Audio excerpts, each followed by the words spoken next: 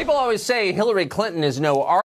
Soon, so don't delay. Again, call 800-875-0270. Now, Senate Conservatives Action is responsible for the content of this advertising. People always say Hillary Clinton is no artist, but the creativity she's displayed in explaining the reasons that she lost to Trump in 2016, remarkable.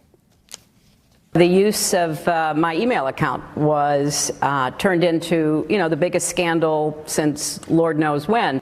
They covered it like it was Pearl Harbor. If you look at Facebook, the vast majority of the news items posted were fake. There's all these stories about, guys over in Macedonia who are running these fake news sites. I inherit nothing from the Democratic Party. I also think I was the victim of a very broad assumption I was going to win. We could spend the entire hour playing tapes of all the various ways the election was stolen from her. Anything to avoid confronting the real reasons, apparently. Well, now, longtime advisor to Hillary Clinton, Mark Penn, says that she may indeed try again, a third run at the White House in 2020. A lot of Democrats think she was unfairly denied winning the last presidential race. She's a pro, and she learns, and Clintons never stop until they get where they want to go, and I say don't count her out. Author and columnist Mark Steyn joins us tonight. So, Mark, so we're treating this like it's crazy. I know both you and I are thinking this is insane, but why is it insane, actually? She is the standard bearer for the Democratic Party. It was stolen from her by the Macedonian data farms. Yeah. We've agreed on that for a long time. Yeah. Why wouldn't she be the presumptive nominee, seriously, right now? Well, I do think it makes a lot of sense. If the 2020 election were to be a rerun of Hillary versus Trump, when the Florida Democrats decide to steal it, then the Broward and Palm Beach County guys will already have the 2016 ballots sitting around in the cupboard, so they won't have to stay up all night running the photocopier as they are at the moment. So it does have a lot to commend it. And Hillary's rationale that she lost because everybody was expecting her to win. She's like I think it was the Yogi Berra joke that it's whatever the line was. It's such a popular restaurant, nobody goes there. And that's basically the Hillary campaign. But she's convinced that the third time will be the charm.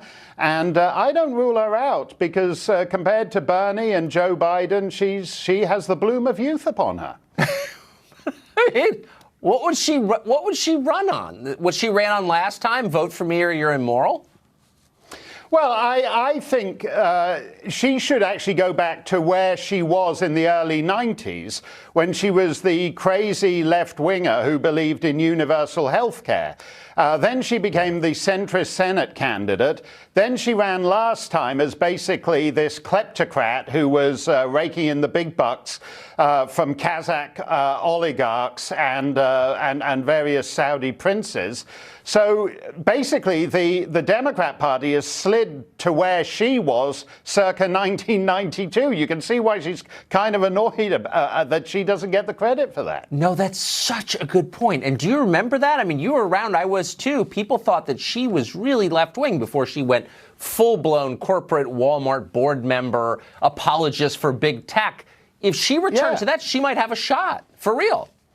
Yeah, no, she was. If you remember, she was, I mean, people don't remember this, but her mentor was Jessica Mitford of the English Mitford sisters, who was the left-wing communist Mitford sister. So then she moves to the center, becomes one of these third-way Democrats. Then she becomes, as I said, one of these kleptocrat, centrist Democrats. Meanwhile, the party all has slid to the left because all the romance is on the far left. And I do think, in fairness to her, that as stiff and incompetent and incapable of connecting with the voters as she is, that she's learned her lessons from last time. Last time, Trump's Russian pals bought $100,000 worth of Facebook ads and stole the election from her. So she figures if she can get a Kazakh warlord to give her $200,000 to spend Facebook ads on, she can steal the 2020 election back from the Macedonian content farmers, and it will be justice.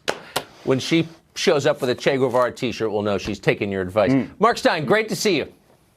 Thanks a lot, Tucker.